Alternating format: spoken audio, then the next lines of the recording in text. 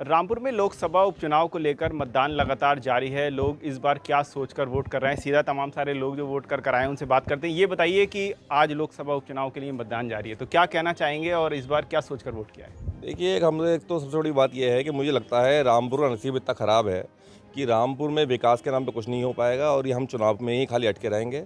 और जो कहते हैं कि हम अपने मताधिकार का प्रयोग करेंगे, ये कहते हैं बहुत बड़ा पर्व माना जाता है।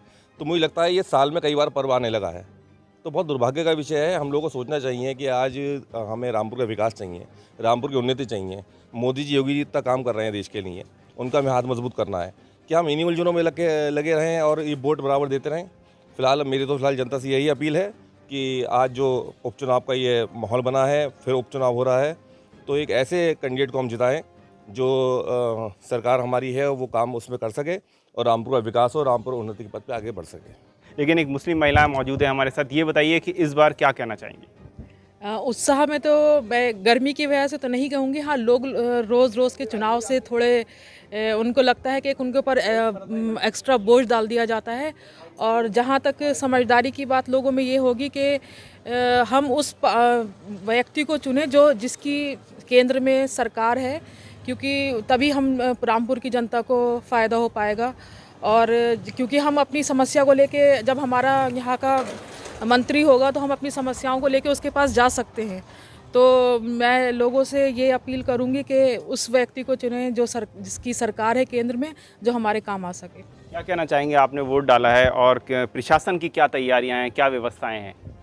देखें, जैसे उपचुनाव है ऐसी पब्लिक में उप इंटरेस्ट है, तो लाजमी सी बात है कि इसको जो भावनाएं हैं वोट के प्रति उसको जगाना चाहिए थी।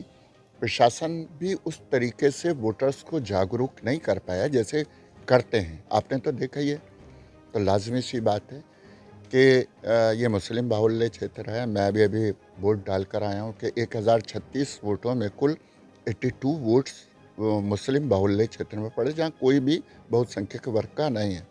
तो इसका मतलब ये है कि देश की जनता, जो रामपुर के ज़िले की जनता है, वो ये चाहती है कि भारतीय जनता पार्टी जिसकी सरकार है उसी का सांसद चुना जाए।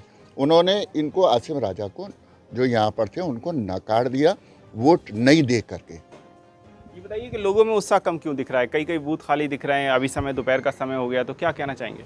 देखिए, लोगों में उत्साह का सबसे बड़ा मैंने आपको कारण बताया कि रामपुर में जो बार बार ये उपचुनाव की व्यवस्था बनती है, कभी पता लगा विधायक बन गए, विधायक के बाद फिर इस्तीफा दे दिया, फिर सांसद लड़ लिए, सांसद फिर इस्तीफा दे दिया, फिर विधायक बन गए।